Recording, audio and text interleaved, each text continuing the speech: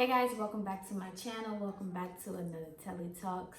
Okay, so I did not want to come to you all with this story. However, I have to talk about my experience, right? So, of course, we all know there is a gas shortage right now. For whatever reason, people are going crazy. I've heard countless stories about people putting gas in water bottles, containers, plastic bags, you name it. And I'm just like, come on, you guys. We already use gas every day to get around, to put in our cars. Why all of a sudden y'all are going crazy? And it's like, I don't really watch the news like that, but from friends and just, looking through, different shows and they're mentioning about, gas and everything like that, I just knew that this is becoming a bigger problem than what it should be. The other day, a friend of mine, she texted me and she was like, make sure your tank is on full. Mind you, I'm just coming from out of town, have no clue about what's going on back home. So I'm like, why is she telling me this? And it didn't dawn on me until I started seeing this whole gas hoopla about people going crazy, lines, ridiculous lines at gas stations running out of gas, people just filling up on gas, people getting into fights at the gas station. And I'm just like, wow, I did not know about this. I was in my little bubble, you know what I'm saying? Not knowing what was going on back home. And then I come home to this. And by this time, I luckily already had a half a tank. But I'm just like, really, people? This is the same thing that happened when the pandemic first happened. Everybody was going crazy in the grocery stores, getting paper towels, getting tissue, as if tissue can prevent you from catching COVID. So it's just like, once the media put out something, people just lose their entire mind. And it just blows my mind to think that, people are not in control of the situation or know how to better handle the situation when it does arrive. Because at the end of the day, these are the last times. We are living in the last times. And it's, in the Bible, if you read in the Bible, these are things that will happen. There will be a famine. There will be, wars against each other. There will be shortages. And, it's bound to happen. It said it in the Bible. It's going to come to fruition. We see it every day. And if we couldn't look at the pandemic that we just are slowly, gradually getting out of as an example, we are now getting into another crisis moment and we're handling it the same way. So, I just want to talk about my experience. Luckily, I wasn't one of those who was, completely invested in this whole gas hoopla stuff.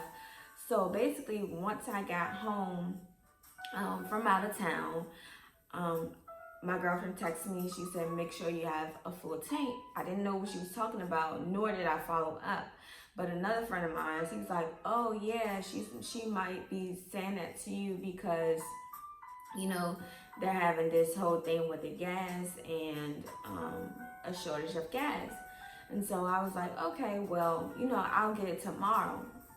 The next day comes, I'm looking, in my neighborhood, I pass at least 5 gas stations going from my house to the gym. And the gym is literally 10 minutes away from my house. So I pass about 5 gas stations. And by the time I'm trying to go and get this gas, it's either no gas at all, they have the pumps completely covered, or they have a caution tape over the pumps, or as I witnessed yesterday on my way back from the gym, it was an Exxon that was open, and that was the only one on that strip that was open, and the line literally was wrapped around the corner. I'll try to insert a video of what I recorded while I was in the car trying to, just witness what was going on. So hopefully I can insert it here and you guys can take a look at what I'm talking about. So today is Saturday. Like I said, I'm running on, I'm now at this point at a little under a half, so I'm not in panic mode yet. You know, if I do want to go to the gym, it's 10 minutes away. Sometimes I go to a gym further away, and that requires, of course, gas and distance. So I told my partner, I was like, you know what? You know, if it comes to the point where I can't find nowhere to get gas, I'm just going to go to my local gym or do some home workouts, because at the end of the day, I gotta get it in.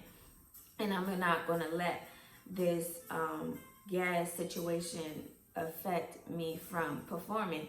And so he was saying that he didn't experience that on his end. You know, where he lived, it was gas there. Then you might have to wait in a line, but they had gas. And so I was like, it wouldn't be a smart move for me to go all the way across town because there's gas there. However, I'm burning the gas that I already have. And secondly, what if I go all the way over there and then they run out? So I was just like, I'm going to stay closer to home. If I find something that's open, then cool. If I don't, then I'm just going to have to lay low for a couple of days. And that kind of was my mindset, because I didn't want to be in a space where I'm reacting, you know, like everybody else, like, oh my God, I need gas and I'm gonna go crazy. And granted, we do need gas in order to operate our vehicle. But at the same time, if you can do other things in the meantime to prevent you from driving as much, or when you do get gas, just being mindful that there's other people that's out here like you that need the same things that you need. So don't be greedy. You know, the people who putting gas in water bottles, they filling up their own tank and then they putting gas in water bottles and containers and this and that. That's being greedy. That's being selfish. And there's other people like you that need the same thing that you need. And this is where the ridiculousness of it all comes, when I'm like looking at people crazy, because get what you need, fill it all the way up, and come back later for more. Don't try to overcompensate for, oh my God, if I don't get gas, all the gas that I need right now, then I'm not going to be able to have enough to, you know, get me through the week or whatever. Get how much your gas tank can fill, and let other people get a chance to get some gas. Everybody is needing the same thing. It's no point of you trying to be selfish and greedy and get all this stuff. And then where are you going to store this gas? Gas is not something to be played with. That's not something like water where you can just put it anywhere, put it in anything. Like, gas is something that needs to be stored properly at a certain temperature. And if you don't use it right away, then why are you holding on to it? So that's my piece on that. Like I said, today actually what I did, I decided to be smart about it. And I don't know if a lot of people do this or not, but I'm like, you know what, instead of me driving here, driving there, because granted, like I said, I already in my area witnessed 5 different gas stations that did not have gas. So I was like, I was laying in the bed last night and I use Google for everything. Google is the holy grail. That is like my go-to. If I don't know something, I go to Google immediately. So I went to Google last night and I looked up how would I know, I don't know exactly how I phrased it, but I said, how would I know, you know, if gas is in my area? And I looked it up and it had different gas stations in my area, 0.4 miles, 0.5 miles, 1 mile, 1.5 miles. So a little over, you know, between 2 to 10 minutes distance from my house. And it had a list of gas stations, and it had three like labels. One had looked like as if it was a gas tank the other one said diesel, and then the other one was like it looked almost like a lightning bolt type of, but I don't know what that signified. I don't know what that stood for. So I just used common sense and was like, okay, this first one looked like it's a gas tank, so I'm assuming this means whether or not this gas station has gas. So I looked it up yesterday and I seen what was listed. And so I was like, all right, I'm gonna get up in the morning. Hopefully I can find a gas station where it's not a lot of people. People are still sleeping, people are still at home. Hopefully I'll be able to get up, get some gas at somewhere that's not too far from my area, and be able to fill up my tank without the hassle of fighting and people behind me blowing their horns and just all this ridiculousness. So because it updates, and I guess it's this, the site is basically like other people. It's kind of like Waze. If you know what Waze kind of, we like help each other out. Like if we seen a police officer in this area, we'll say they're still there, so that when the next person come, they can be aware to slow down or whatever. So it's kind of like a Waze type of vibe. That's what I got from it. It's like, okay, I've been there. I know they had gas there. I don't know if they're still there and still have gas. I mean, I know they're still there, but I don't know if they still have gas there. However, I'm going to report if they still have gas.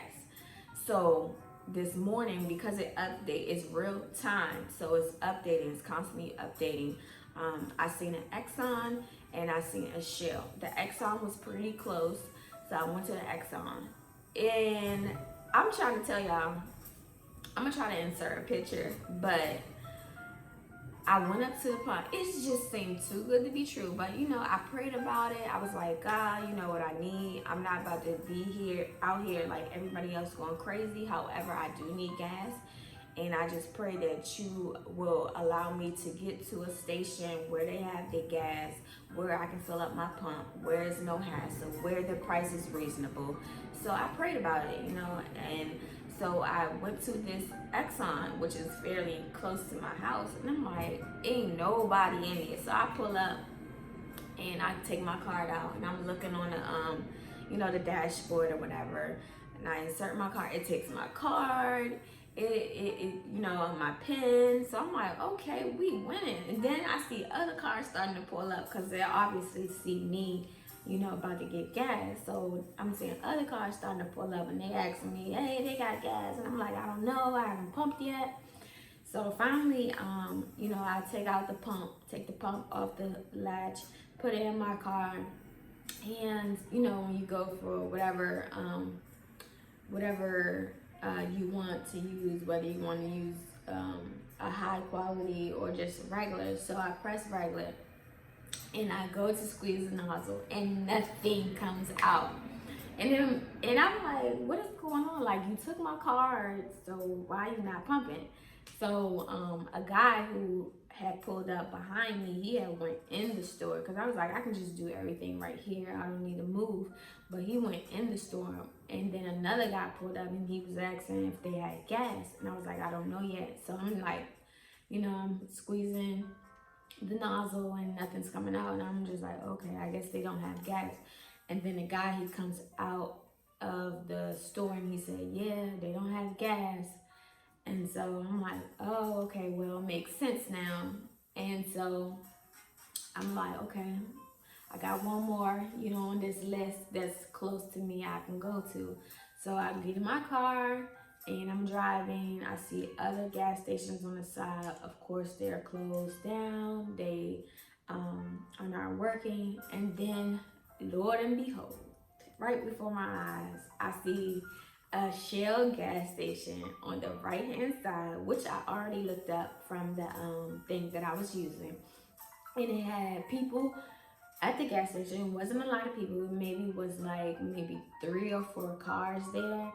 They were pumping their gas, and I was like, yes, thank you, Jesus. Thank you, Jesus. Thank you, Jesus, for just having the mindset to research first and then the willpower to get up in the morning, because granted, it's a Saturday. I did not want to be up this early trying to get look around for some gas, but you got to do what you got to do sometimes. So I got up.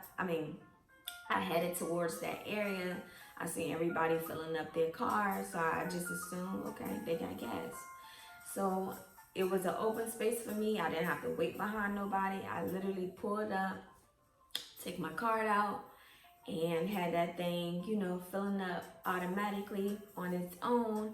And I just, after leaving there, I was just so grateful. I was just so grateful to God to just bless me. And I wanted to cry in the car because something so simple, we take things so for granted sometimes. Like the littlest things we take for granted, like our health or our vision or hair and gas, something that we, like I said, we use on a regular basis. So it's normal for us to complain about the gas price or just complain about having to drive. I know me personally, I hate driving. I mean, I do it because I have to. I have to get around.